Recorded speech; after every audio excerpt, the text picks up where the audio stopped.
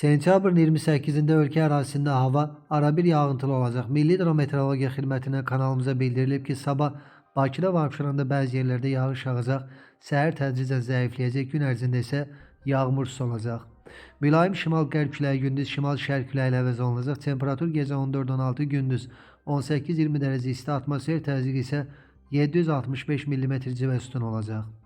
Sabah Naxçıvanda da gün ərzində arabir fasilələrlə yağış yağacaq. Temperatur 17-19 dərəcə isti olacaq.